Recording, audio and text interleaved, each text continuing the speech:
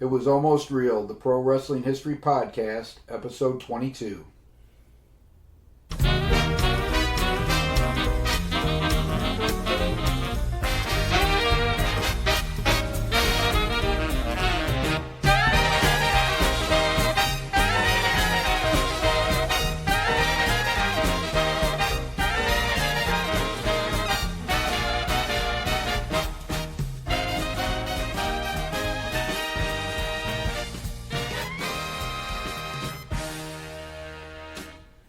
Welcome to It Was Almost Real, the Pro Wrestling History Podcast dedicated to the history of professional wrestling between 1870 and 1920, although this week we're going to go much further in history than that. Not further back, but more contemporary.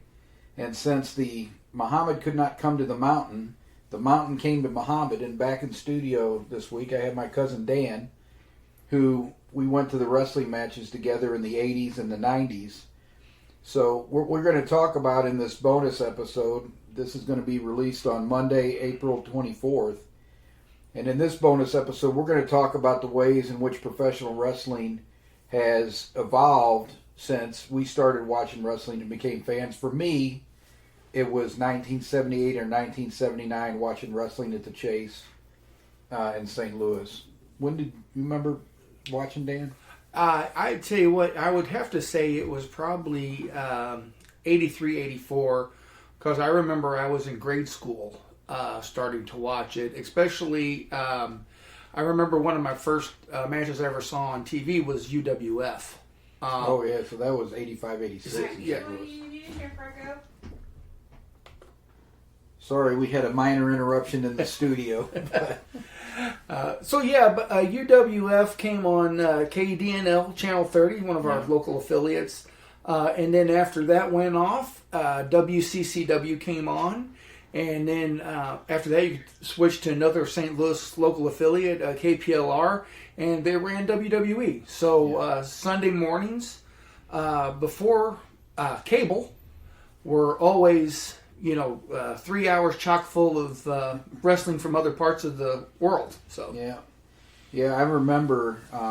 So you started watching wrestling at Chase actually after it was a WWE show. Well, WWF, because it wasn't WWE until the 2000s. But you were watching it when it was a WWF show. Correct. Mm-hmm. Yeah, I saw it in the last few years of Sam Muchnick's promotion before the Kansas City group destroyed it, and they did definitely destroy it. My hypothesis has always been I am nostalgic for what I grew up on. Mm-hmm. Sam Muchnick promoted it as a sport, and I think we lost a little bit when he retired. But nothing can stay the way it is. So professional wrestling in the early days, it wasn't really national, but there was a national group that controlled it. It was the promoters that started to emerge in the late teens and the early 20s, the Jack Curleys, the Paul Bowsers in Boston, Tom Contos at first, and then Tom Pax in St. Louis. And the whole territorial system really didn't develop. You had local promoters, but they all kind of worked together as a national group until they had disagreements, and then all the double crosses would happen. Correct. And then the NWA in 48 comes in, and then that's really when the territory system really takes off. And that's when I started watching wrestling, the territory system was still in full bloom.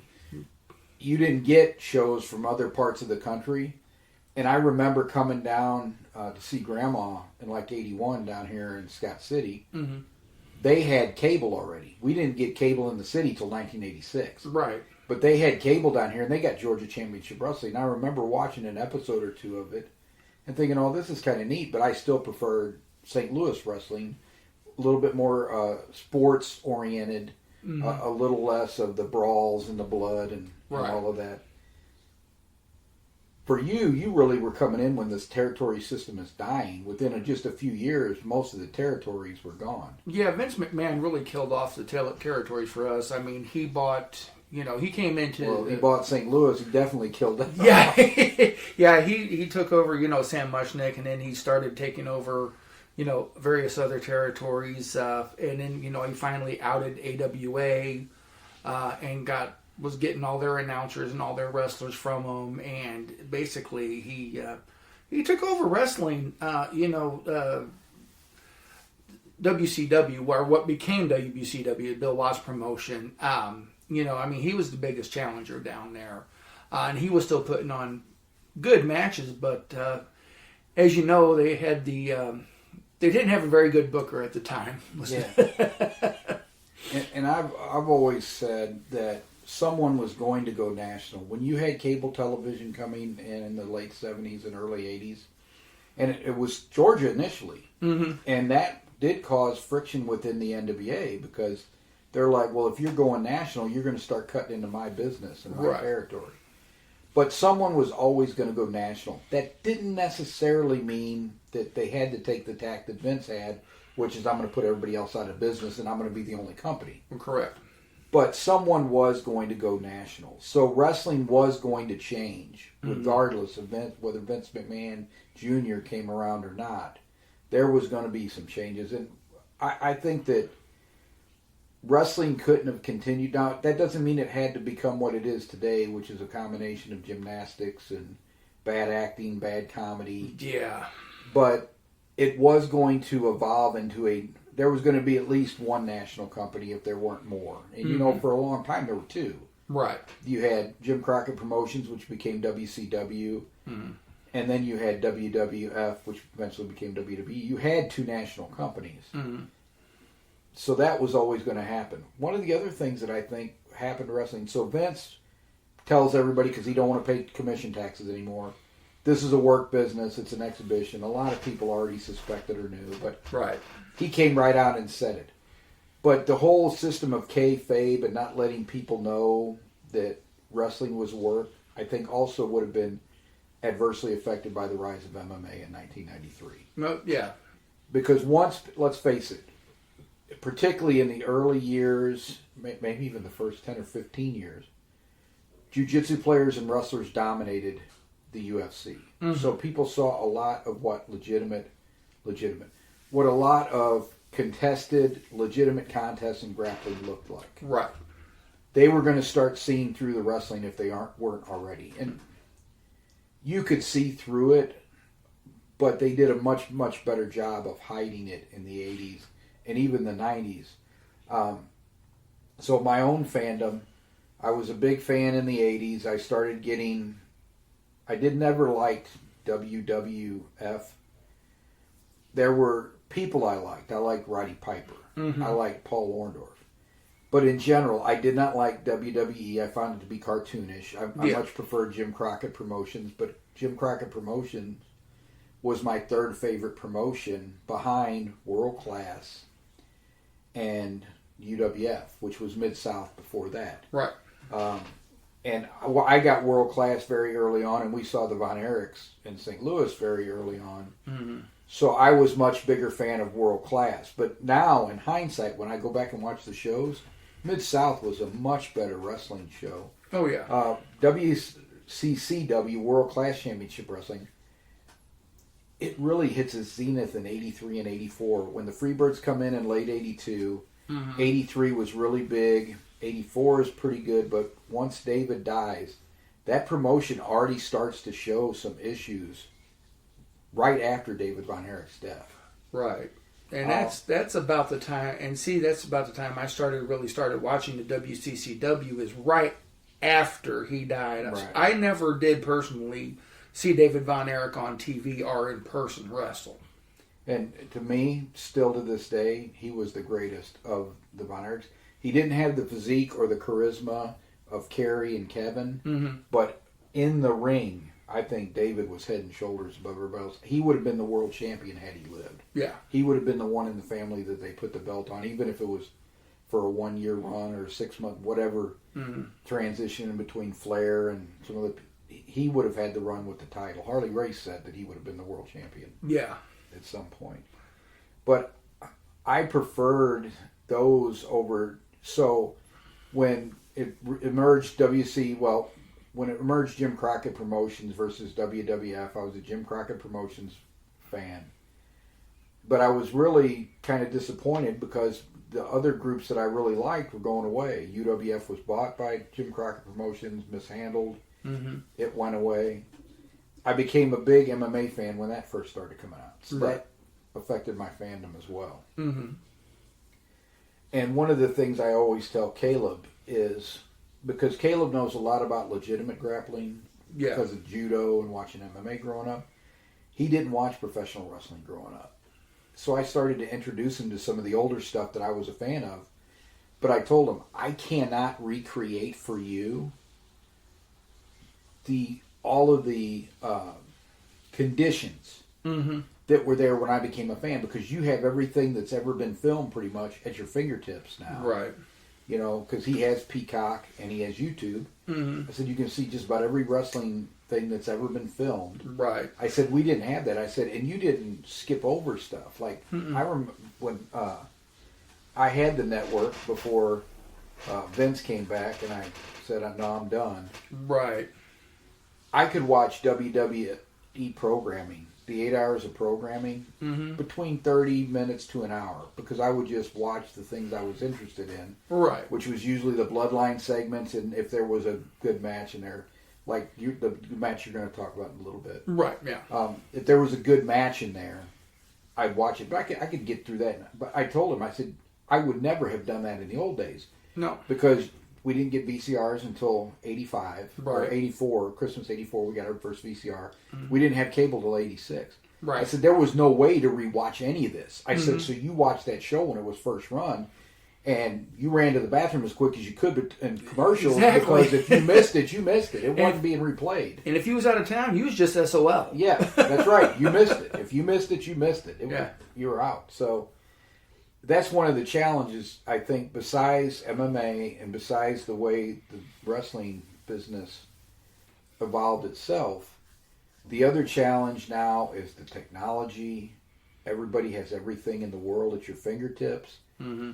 You don't have to worry about anything. You don't have to worry about sitting down to watch WrestleMania.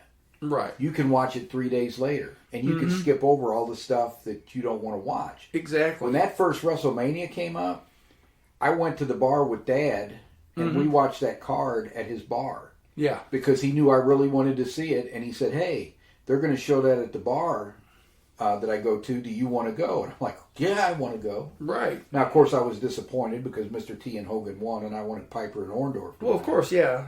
That's the travesty of justice on the card there. And give Vince his due. The one thing Vince McMahon was really good at, he's really good at promoting wrestling, because he sells you on the spectacle. Mm-hmm. Yes, he does. There was no way I was going to miss WrestleMania 2. I think I watched on tape. Mm-hmm. But I really wanted to see WrestleMania 1 the day it occurred. Yeah. Dad and I went to the bar. I really wanted to see WrestleMania 3. And the reason I wanted to see WrestleMania 3 was because of Hogan versus Andre. And, of course, Hogan beat Andre. Damn it. Yeah. And see, for me, it was the Savage versus Steamboat. Yeah, that was the match. That was the greatest match on that card. Yeah. But I think most people went to see that for Hogan versus Andre, the spectacle. Yeah. But everybody came away saying, that's one of the greatest matches I've ever seen. Right, yeah. And but, of course, as you know, I was much more a Savage fan than I was an Andre fan. Yes. So. Well, I couldn't stand Hogan, as you know, when I almost got us killed at the wrestling matches in 86 or 87, calling him bogus and ticking off all the fans that were around us. And Hogan, I still think you were terrible. You made a lot of money. You were a great personality. I can't knock you for any of that. And you made one of the few matches with Ultimate Warrior that was watchable. Yeah, God, boy, that guy was... Oh, he was horrible. I'll say something nice about you, Hogan. Ultimate Warrior was 10 times worse. All right. So, but now you're dealing with all the technology. The fact that people can watch whatever they want, whenever they want. Right. And they can skip over the stuff that they're not interested in. And people's attention spans are so short now. I think the average time people spend on a video now is 10 to 20 seconds. Oh, wow. So you are really competing, and you're really struggling to keep people's attention. So, you know, it's a much different world that everybody's in. So it's going to be much harder to keep that attention. So again, wrestling is going to have to adapt. Now, they've adapted in a funny way. People have a shorter attention span than ever. So let's put two job guys out there and let them wrestle for 30 minutes. Right. I don't get that at all. Me neither. But that's why wrestling is to a much smaller audience today than it ever was. Mm-hmm. You've got the diehard AEW fans, but the diehards, I'd say, are probably 600,000 to 700,000 people. Yeah. And then you throw in the casual fans with both WWE and AEW. You're probably talking 2 to 3 million people, tops. Right. Well, I will say that you'd have 10 times that watching back during the Monday Night Wars in the 90s. Exactly. Yeah.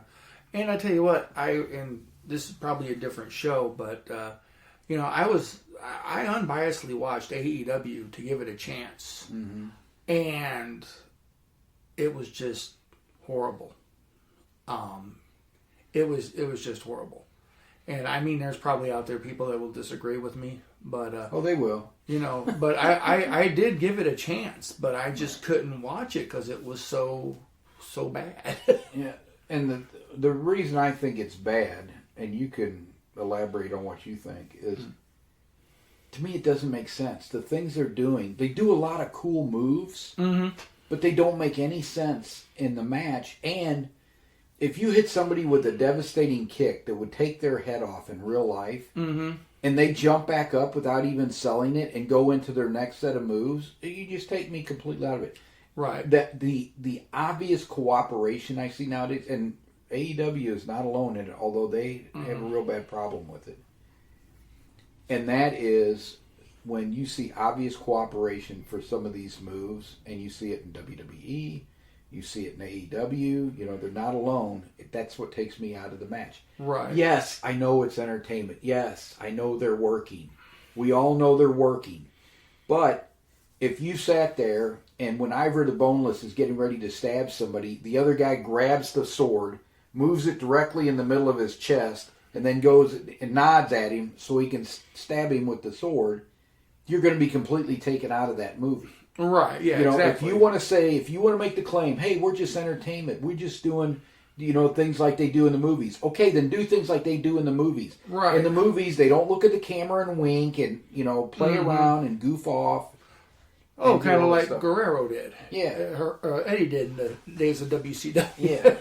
They don't do that stuff. So just follow the rules of entertainment if you're going to say that's what you're doing.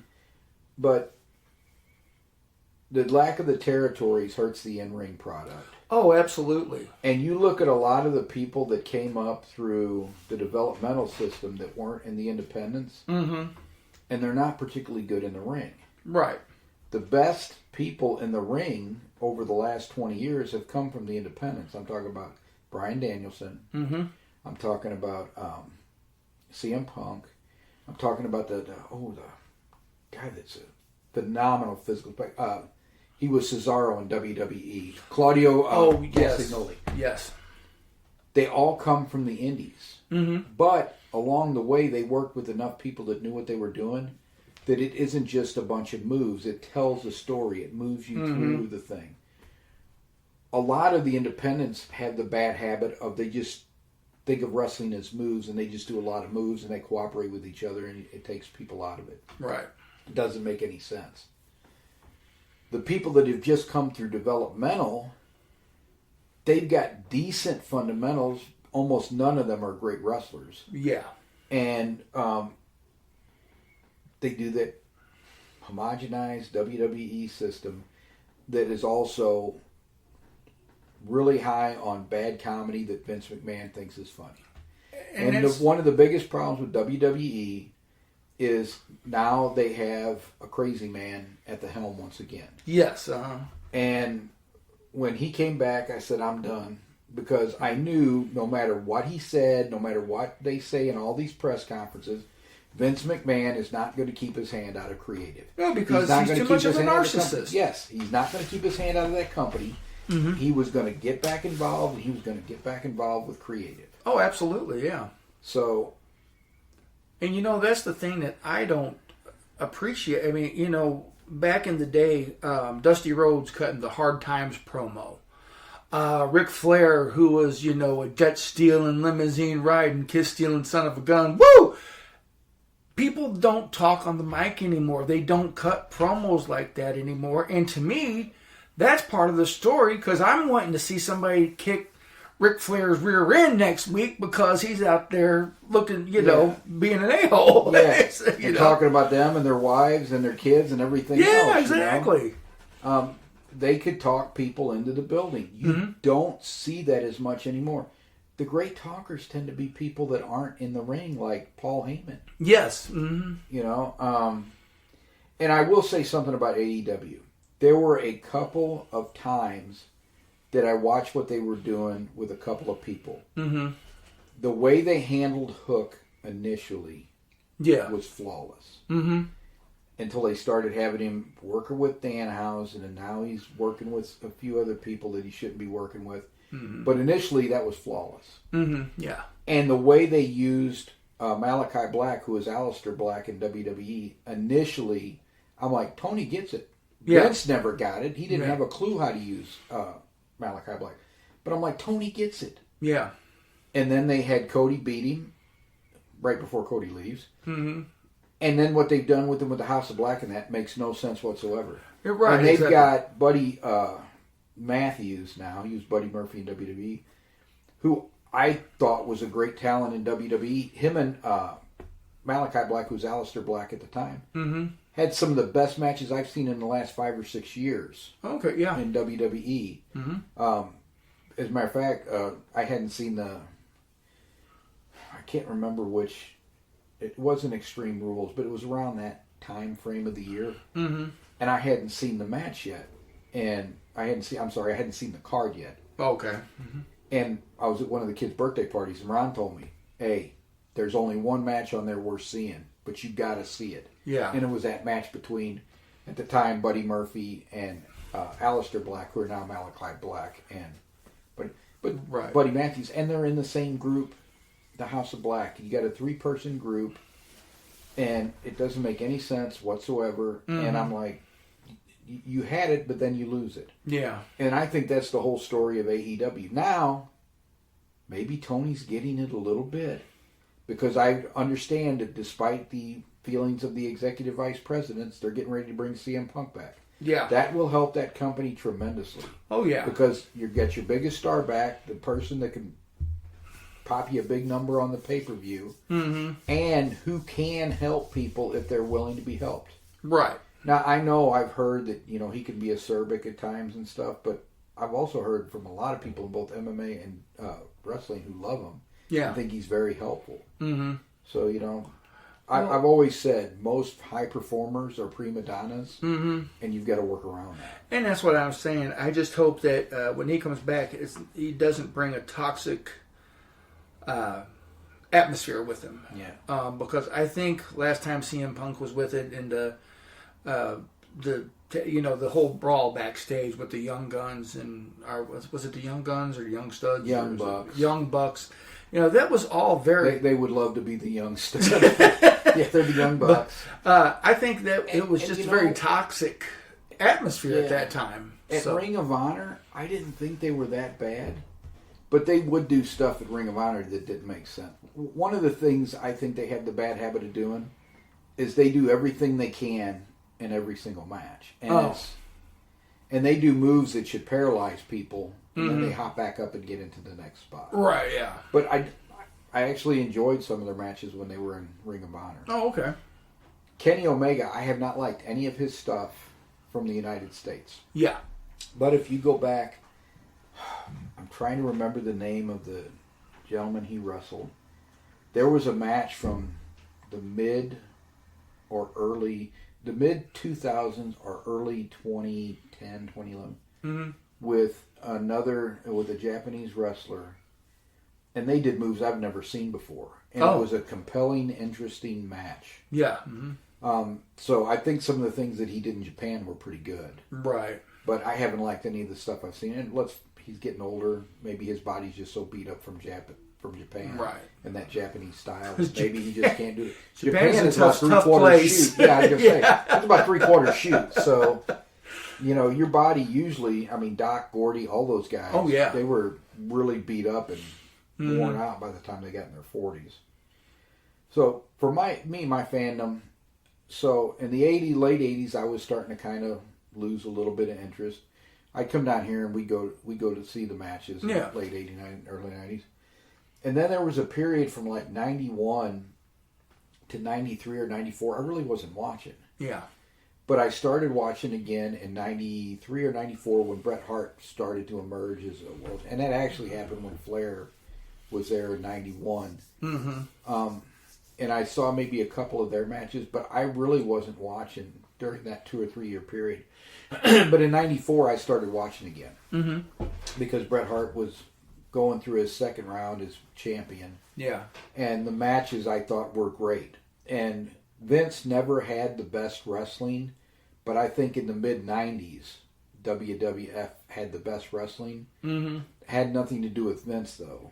Right. It was with Pat Patterson, who was a great producer, and he had the talent to work with to do it. Right. The Shawn Michaels, the Bret Harts, the Undertaker. He had guys that could go in the ring. And then when he got Austin and he got Mick Foley before his body just started breaking down. Yeah. He had guys that could do it. So then, in the mid-90s, I thought WWF was much better than WCW. If you go back and you look at those Monday Night Wars, that was only compelling for about a year. Yeah. It's just too many run-ins, too many people. They diluted the whole NWO thing so badly. Oh my gosh, yeah, everybody was a member. Right. I think I was red and black. 32 members when they're all wearing different colors. I was on TV just for a little bit. Hey, we're gonna make the popcorn guy NWO this week. Right, yeah. So that wasn't that good, but even though they were beating WWF in the rating war at the time, WWF was putting on much better matches. And when Bret Hart came back from that extended 6-month time off where his nephew passed away, and he had taken time off after WrestleMania when he dropped the belt to Shawn. Right. From when he came back in late 96, I think his first match was with Stone Cold at Survivor Series. Told Montreal Screwjob the following Survivor Series. I think he did his best work during that 1 year period. And Stone Cold was on the rise. They just had a lot of really compelling storylines going on at the time. And I think that their pay-per-views were just head and shoulders above the ones that WCW was putting out at the time. And their production quality was always very good. Yes. I was still a fan of MMA in that time frame, but UFC was kind of going through a dark period. Yeah. So I was still, I would say, more wrestling fan than MMA fan at that time, just because UFC was struggling to even get pay-per-view. I mean, it was basically an internet product for a while. Right.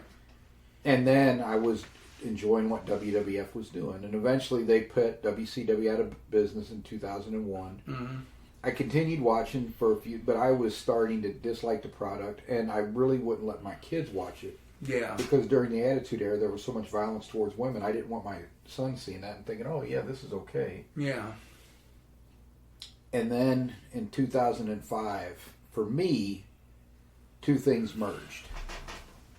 One, I kept seeing the wrestling to me kept going down.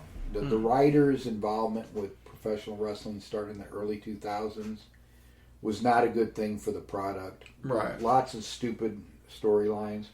I almost quit watching completely when Triple H was dressed up as Kane and was going to climb into a coffin during that Katie Vick nonsense. And then in 2005, the Ultimate Fighter show came on. And I started watching UFC again. And the more I got into that, the less I was into wrestling. Right. And then by 2010, I had quit watching. Yeah. Because I was just like, I'm done with this. The only person I found compelling during that era was CM Punk, who they weren't pushing as much as they were pushing all the big guys. Right. And I started really loving MMA. So by about 2010, 2011, I'm not watching anymore. And I know for sure, whenever The Miz became world champion, I couldn't believe he had been world champion. My nieces told me that. Yeah. And I'm like, oh, and I had quit watching a year or so before that. And I'm like, oh my goodness. So I thought I was done with pro wrestling. I wasn't going to watch it anymore. Right. I still wanted to research it. I've always been fascinated with when it was supposed to have been all legitimate contests and everything. I always wanted to go back and research that era. And I'm glad I have. I do have to say, though, as I've said on this podcast many times, there has never been a pure time in professional wrestling when everything was a legitimate contest. Right. Yes, prior to 1900, the majority of the matches were legitimate contests. But they worked a lot of matches too. Oh, yeah, they would. Between 1900 and 1915, I'd say it's probably 50-50. And after 1915, legitimate contests are very rare, and when they do occur, most of the time it's to settle a promotional war, so it's an agreed-upon shoot beforehand. Right. Or they had a double cross or something. Right. Man, but watching the modern product, I thought I was done. Yeah. Around whatever that was, 2009, 2010, whatever it was. I figured I was done as watching pro wrestling. But I worked with a couple people that were big pro wrestling fans, and they kept telling me, you need to watch NXT and Ring of Honor. You need to watch NXT and Ring of Honor. It's more like the stuff that we saw when we were younger. So I watched Ring of Honor, and I did like some of the stuff that I saw in there. Right. It has more of an independent flavor to it, but again, that's where most of the people that actually know how to wrestle came from. And I think that Hunter Johnson, their booker, does a very good job of making things make sense, and it wasn't the uncontrolled chaos you see on AEW. Right, yeah. If Tony Khan was going to hire anybody, he should hire Hunter Johnson, because he already owns Ring of Honor. He should hire him to come in and help him book, because it will make sense at least. Right. And then I started watching NXT, and NXT really reminded me a lot of the stuff that I saw in the 80s. Yeah. Because Triple H is obviously a wrestling fan. Right. But then Vince had to get his hooks on that a couple years ago, too. Yeah, I know. And so I would watch NXT, and then I would occasionally watch some of the stuff. But around the time of the pandemic, I actually started tuning in again. And then I got Peacock. So once I had Peacock, then it was easy to... But again, I could watch a week's worth of television, 8 hours, in about 30 to 45 minutes. Right. It wasn't my passion for sure anymore. I'm not a passionate fan of pro wrestling. I'm a passionate fan of the NFL. I'm a passionate fan of the English Football League, and I'm a passionate fan of the UFC in particular and MMA in general. Yeah. I watch the PFL. I watch other MMA. But to me, wrestling has evolved into something that I don't find that interesting and I don't find that compelling. When it's done well, like with the Bloodline, I'll still watch. But when it's not done well, I'm not going to waste my time. Life is too short. I heard a professor of mine say this one time. Life is too short. He's my film studies professor, by the way. Life is too short for bad books and bad movies. Okay. If you're reading a book and you think it sucks, stop reading it. You don't have to complete it. Right, yeah. You can just go, nope, not for me. And it's the same thing with movies and TV shows. If you're watching something you don't find it compelling anymore, or you think, oh, they really messed this up, quit watching it. Yeah. It isn't worth your time. Exactly. So for you, when did you fall out of love or fall in love? Or I fell out of watching when Triple H, Ric Flair, Bautista, and Randy Orton became Evolution. Once again, it just reminded me of, the Billionaire Boys Club. There was a bunch of bullies, and they just came out there, and they picked on everybody, and they beat everybody down. And, they weren't really good heels, in my opinion. I mean, they drew heat on themselves, but I was just getting tired of watching, Ric Flair get up there and strut around, and Triple H preen his feathers, and Randy Orton stand there looking like he's constipated, and nothing against Bautista, because he's come over and beat the you know what out of me, so I'm not going to say nothing bad about him. But to me, it was the NWO in suits. Yeah, exactly. And that's when I just kind of got really fed up with, and I was like, man, this isn't even fun anymore. I enjoyed people like The Big Show, and I enjoyed The Rock, and I enjoyed Jericho, but they were all getting pushed out, down, or even Jericho went to another, went to AEW. And I think those guys were the three best talkers in WWE at the time. I was so happy when Jericho came to WWE in 1999. Oh, yeah. Because I knew he wasn't getting pushed and he wasn't getting used like he should be in WCW. Y2J. Yeah. And like I said, when, those guys were the best talkers, they cut some good promos. And like I said, after that, they weren't doing them anymore. There was nobody. Austin, everybody loves Austin. And yeah, he'd come out there and drink his beer and say he was going to stomp a mud hole in you and walk it dry. But that's all he ever said. Yeah. He was. And I was an Austin fan, but that was only after Bret Hart left. Yeah. I really liked Austin. I thought he was good in the ring. And Bret wasn't a great talker. Yeah. Until 96 and 97. He found his voice, particularly when he started doing the, this is how you Americans treat me in Canada, because I think he really believed all that stuff. Yeah. So it came out much more believable in all of that. And I did, and even though he did talk down about Americans and stuff, I tell you what, the Montreal screw job is exactly what it was. Yep.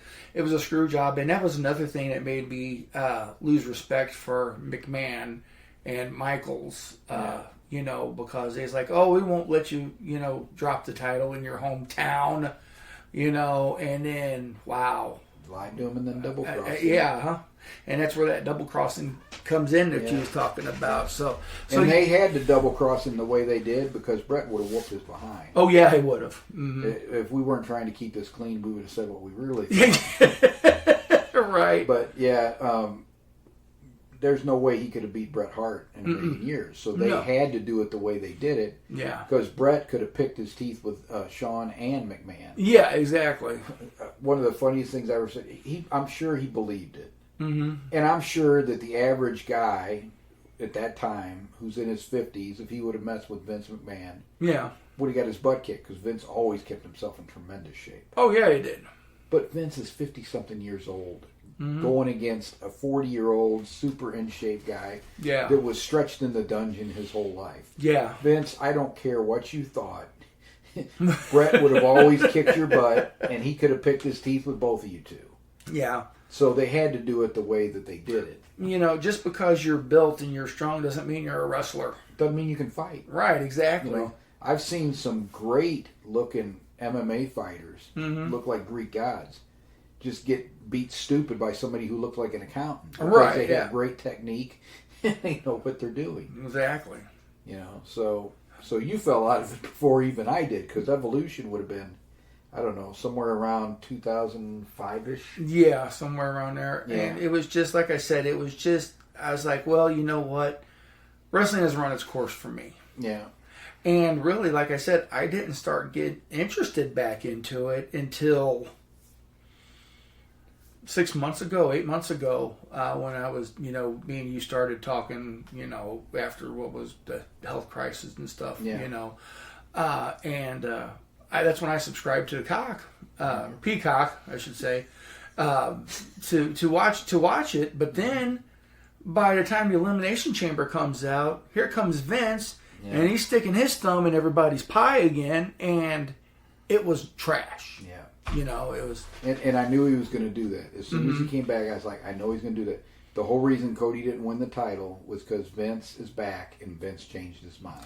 Because you can't do that and not make Cody, without devaluing Cody terribly. Right. Because it was built to this whole thing where he was supposed to beat Roman Reigns, and then he doesn't. It's the Lex Luger effect all over again. Yeah. Mm-hmm. Well, it was just like, several years ago, when they were having the big champion tournament, and 2 weeks before tournament, Vince McMahon comes up to Kurt Angle and says, "Hey, we're going to hang the strap back on you."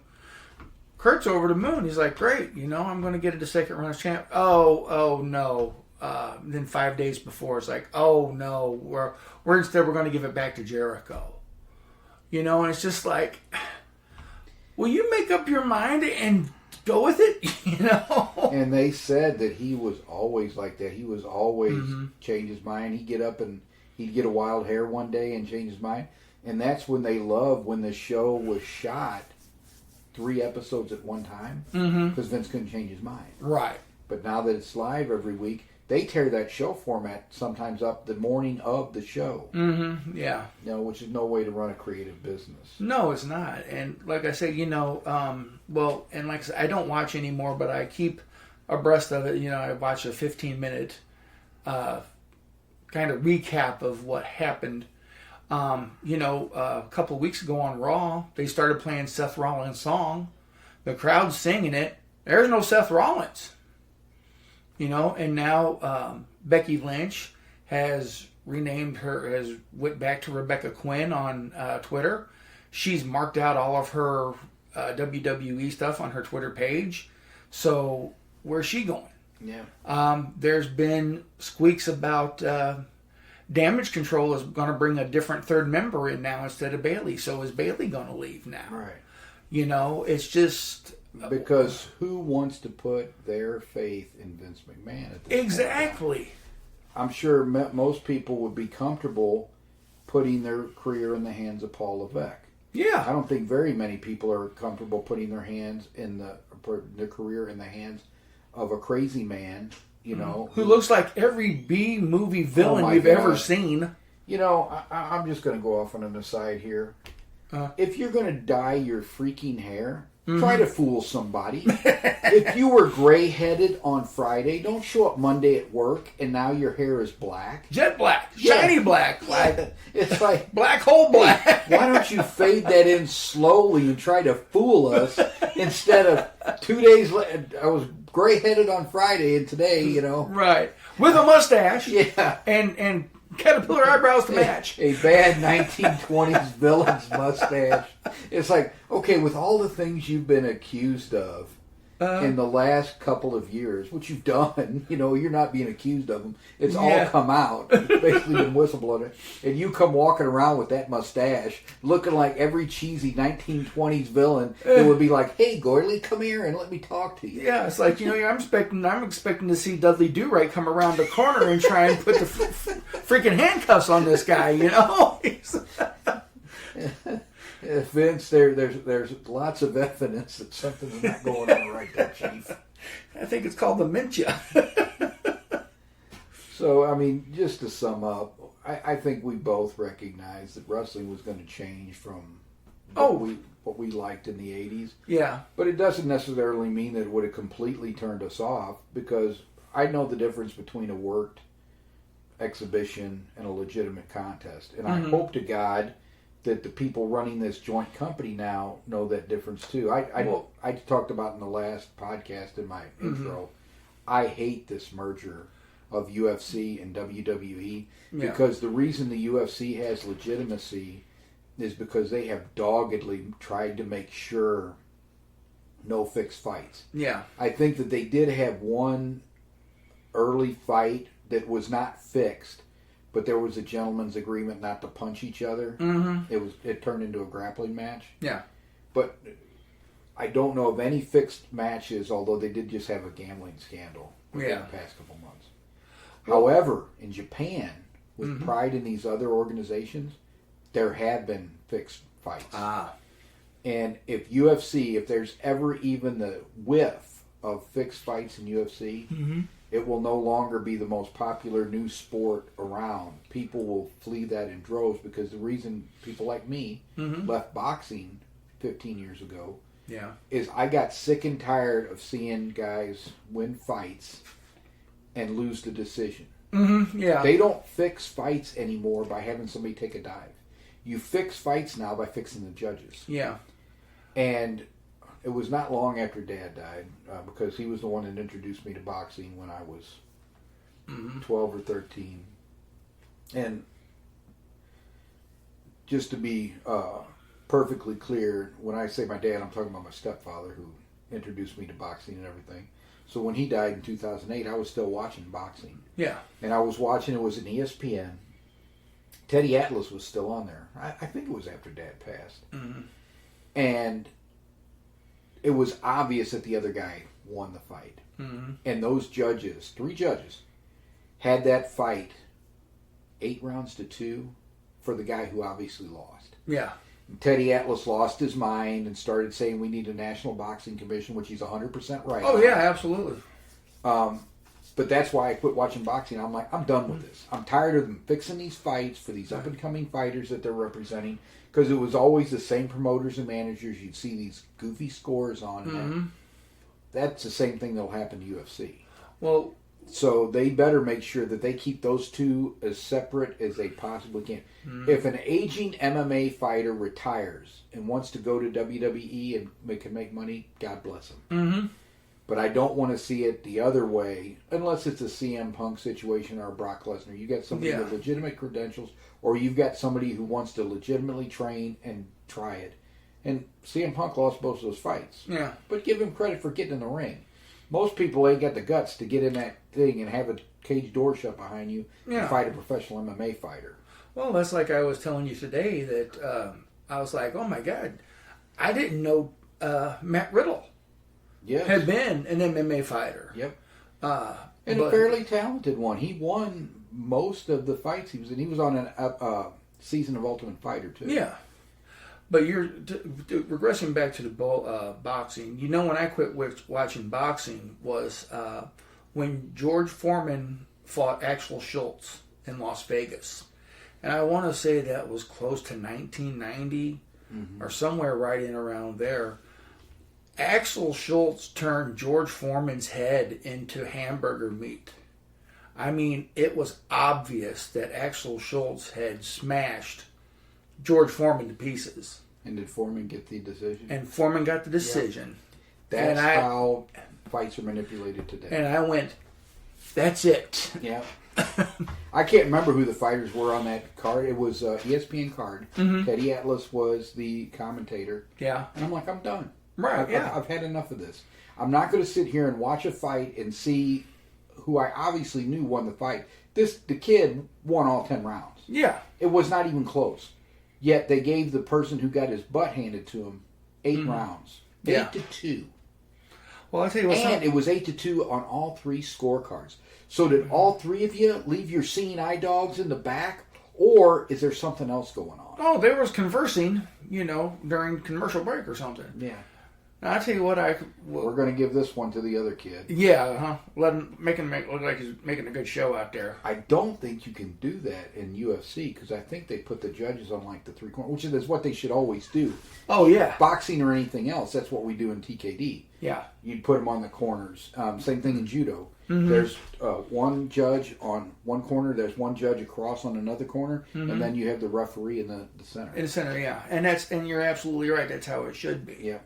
Because then that eliminates any of the potential for that. Yeah, there's no collusion, with the other ones. And yeah. So, yeah. So they have to keep those 2 things as far apart as they possibly Well, and I can. think I voiced that concern to you this morning, that how are they going to take a legitimate sport and merge with a scripted sport, if you will, or entertainment. Right.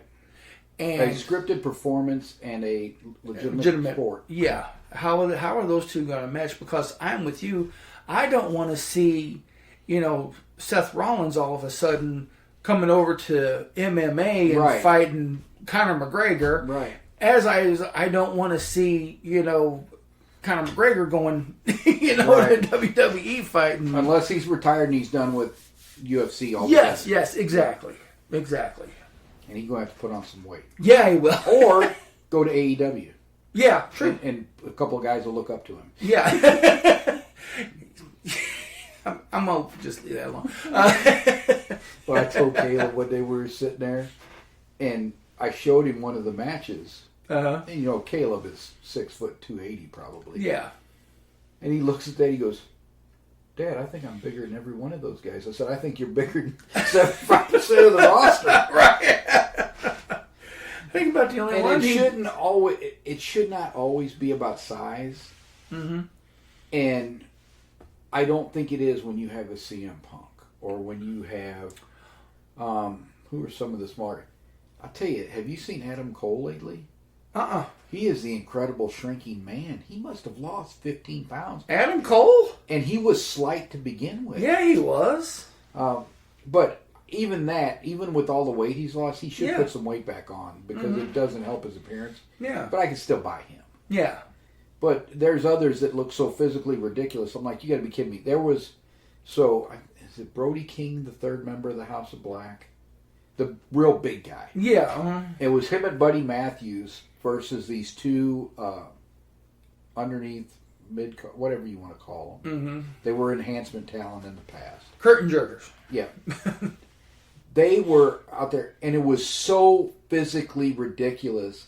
Mm-hmm. It's like, I can't take this seriously. I hope they don't give them any offense whatsoever because it would look absolutely ridiculous for these two guys who both had to be under 5'6", without athletic builds, taking on a guy that's like 6'4", and over 300 pounds, and then Buddy Matthews, who he says he's really only about 215, but he's 215 of all muscle, and he looks 235, 240. I was going to say he's made out of spring steel and raw hide. Yeah. It's just, it looks physically ridiculous. Mm-hmm. And that's one of my more serious criticisms with AEW, is they don't have enough of the bigger guys, because I think you need a mix. I don't want to I don't want to see WWE where you got all a bunch of big guys who don't know a wrist lock from a wristwatch to quote Gorilla Monsoon. Right, and that does happen. What's his name? Amos. Yeah. I think it's Omos, but Jim Cornette and Brian Lance call him Almost, because he's almost ready to be in the ring. He's almost ready to be on TV. I watched one of his matches. Of course, this was several months ago, but I was like, "Oh my gosh, this guy is so green," you know. And it was just, but like you said, he's a big man and doesn't know.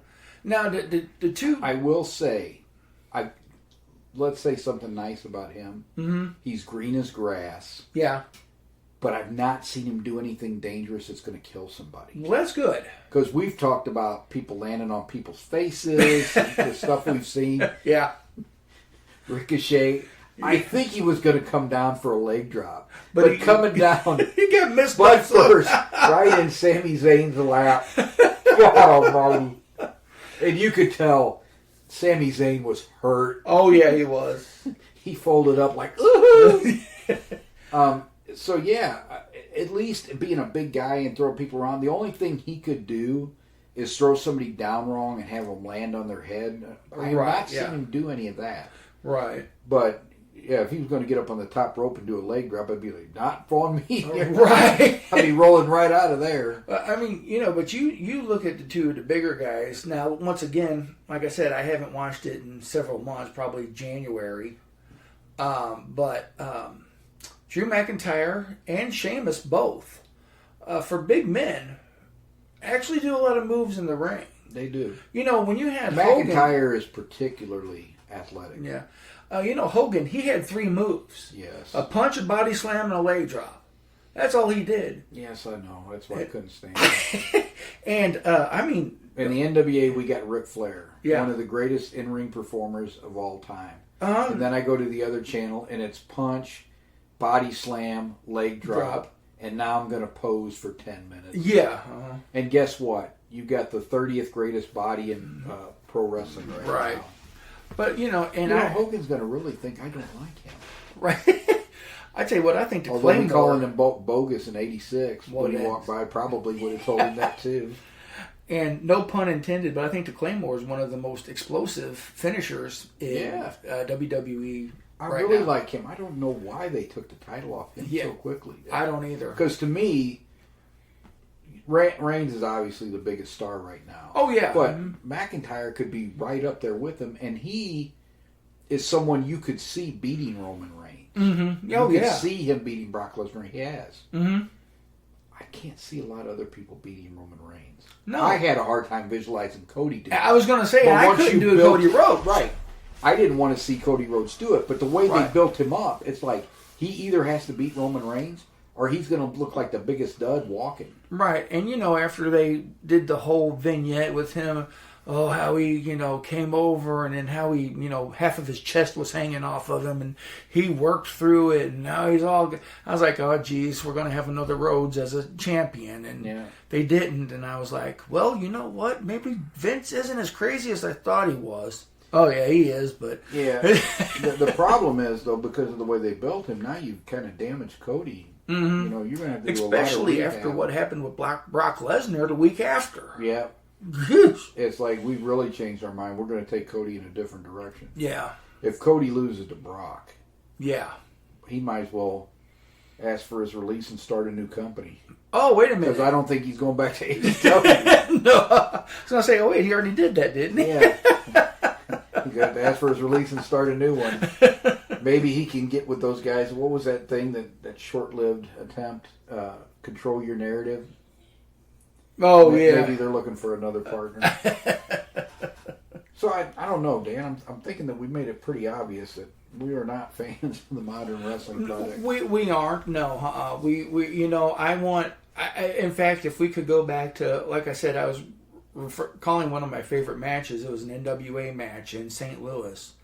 It was Ric Flair and Bruiser Brody in a cage, 2 out of 3 falls, 1 hour time limit. Yeah.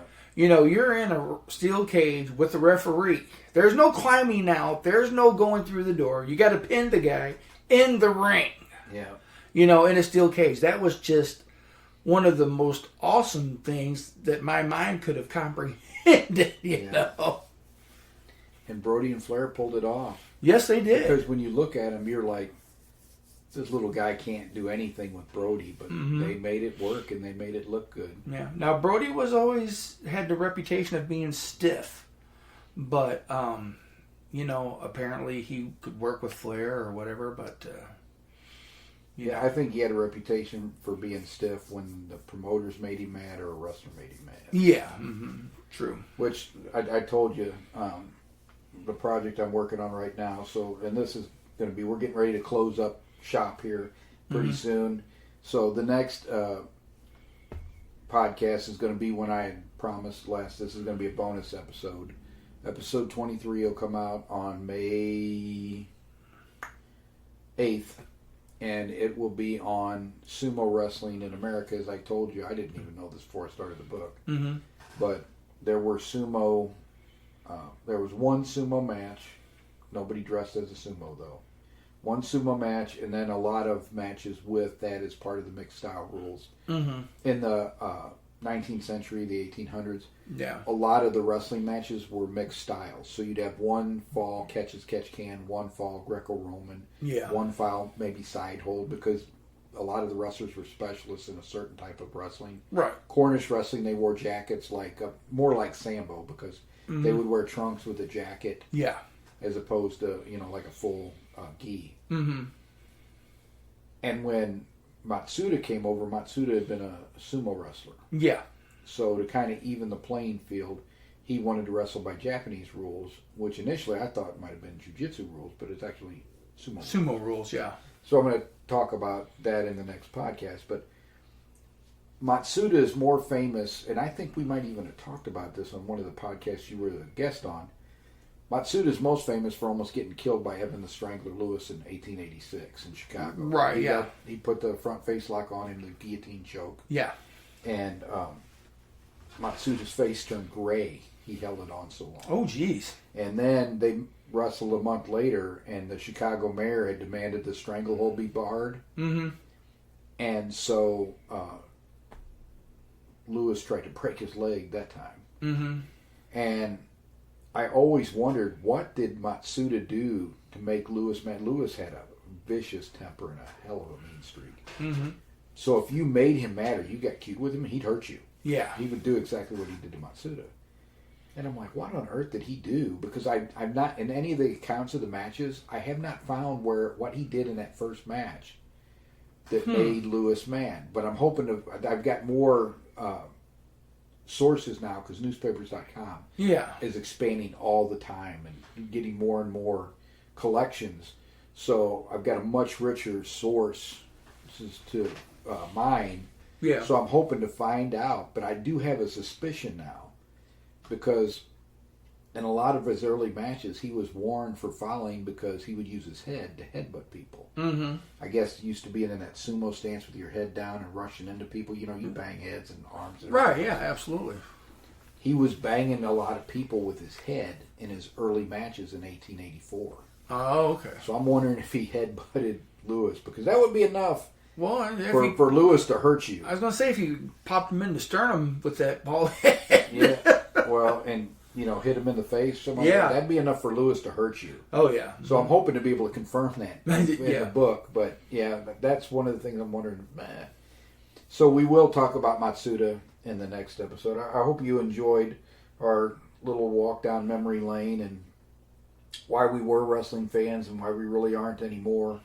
I don't begrudge the business for changing. It had to. It couldn't continue the way it did. I do begrudge Vince McMahon for putting everybody out of business, because I don't think he had to do that. Right.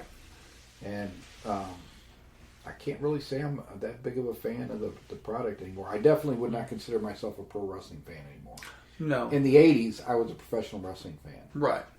In the 90s, I was a pro wrestling fan to a casual fan. Mm-hmm. I was not nearly the fan I was in the 80s when I used to go to the matches with my sister and then later on with you. Right. And then in the 2000s and on, I really wasn't much of a wrestling fan. I was much more of an MMA fan. Mm-hmm. I would watch it casually, but I was never really passionate about it. And unless the landscape changes, I don't see me ever watching it again. Yeah, and I'm with you. When I first started watching 84, 85, 86, I mean, every Sunday from, 10 to 1, I was glued to that TV set, seeing what Iceman King Parsons was going to do on WCCW, and to see what Pedro Morales or whoever they was bringing out for their squash match against Savage on WWE. And then the 90s, like I said, as I kind of got away from it like you. I mean, I was still a big Randy Savage fan, more of an Elizabeth fan probably than Macho Man, but let's call a spade here. Yeah. But like I said, I kind of got away from it and became a casual fan. And like I said, when Evolution came around, I just quit because it wasn't fun anymore. And then, like I said, when I kind of got into it over the last 8 months, it was kind of fun. But the one thing that what did you like about the last 8 months? That it was something new, something fresh. It didn't have. And did you like the whole show, or were there? Oh yeah, the shows were great. I mean, it didn't have Vince McMahon stamped all over it. Yeah. And I think. And one of the reasons I think he can't keep his hands off creative, I think he's jealous of Paul Levesque. I think so. I think he would not have known this, but I've had a theory for a while. His stooges would tell him. Mm-hmm. What have you heard on the internet and everything else for the last few years when Triple H was running NXT? Man, wrestling's going to be so great once Vince McMahon's gone and Triple H is in charge of creative. Mm-hmm. And I think Vince has been sabotaging those NXT guys because he's jealous that people are saying that. Karrion Kross is prototypical Vince McMahon, get behind, push this guy to the moon. Big guy, muscular, athletic. The guy Vince loves. And what does he do? He puts him in a stupid demolition contest. Yeah. Takes away the most impressive part of the package with him, which is Scarlett. Mm-hmm. And sends him out there to get beat by Jeff Hardy. Yeah. What are we doing here? Right, yeah. Now, I will say, and one thing that I kind of enjoyed to a point was I enjoyed what Paul Levesque did with bringing the women's division up to a level of what the men were doing. Yep. Rhea Ripley and Charlotte Flair can probably claim the two best matches on WrestleMania out of the last 2 or 3 years. And I think that Becky Lynch, Charlotte Flair, Ronda Rousey match from WrestleMania a few years ago. Mm-hmm. It probably must have been 2019 when Charlotte Flair came out of the helicopter like Rick did. Oh, yeah. At Starrcade. Mm-hmm. That was, to me, not only was it a great match, but it was a great presentation. It was a great... Yeah. And I tell you what, I really enjoyed them bringing in Asuka. Yes. I thought she was a dynamite wrestler, and with the Asian background and everything, I was like, wow, this gal has got some moves, and I was really, I was impressed by what she could do. But like I said, now that Vince McMahon's in, he seems to be dismantling everything again, and taking over. But like Endeavor, great job. Yeah. And one thing, and I know we talked about this a little bit at just very briefly today, is there's no more dwarf wrestling because people are so upset about it and against it because they feel that they're exploiting dwarves and little people. And no, these guys were making more money than the big guys I was were. going to say Cowboy Lang and Lord Littlebrook, who was booking them all. Uh-huh. Those guys were making big money. Mm-hmm. I don't think you should ever take anybody's opportunity away. Yes, we should not be exploiting anybody. Oh, exactly, yes. But sometimes I think we go out of our way to try to do well. Mm-hmm. And we take away people's opportunities because we don't want them to be exploited. Well, we took away their livelihood. Yeah.